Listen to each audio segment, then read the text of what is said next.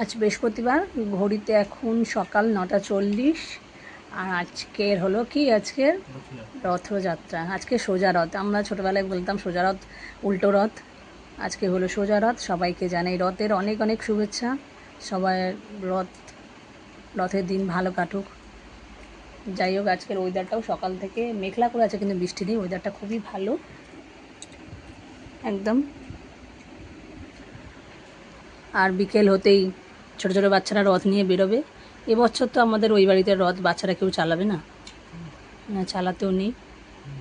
আগের বছর চালিয়েছিল, আর আমার ওই জেঠিমাই পাঁপড় ভাজা করে খাইয়েছিল, মনে আছে? মানে জেঠিমার 2 নাতি হলো রথ চালিয়েছিল।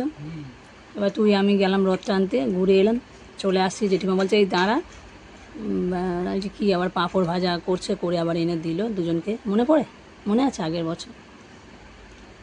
আর এই বছরে আর নেই সেই মানুষটা। যাই হোক, কাল নেই।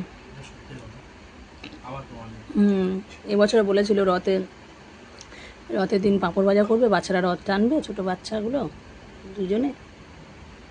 সে আর হয়ে উঠলো না। এবারে তো বাড়িতে সবার ওষুধ, ওরা কেউ পারবে না।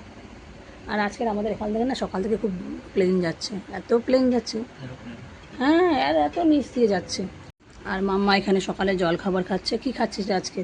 এই যে এখানে বানিয়েছি লুচি, আমি বানিয়ে ওর বাবা বানিয়েছে। আর সোয়াবিন আলুর তরকারি, এটা কালকে রাতে ছিল, রাত্রে বানানো হয়েছিল। সোয়াবিন আলুর তরকারি আর ভাত, নিরামিষ। এই দিয়ে হলো লুচি খাওয়াচ্ছে। আর দুপুরেও নিরামিষ হবে, পোস্ত বানাবো। আর যদি ডাল বানাই তো বানাবো। না, ওল ভাতে বানাবো।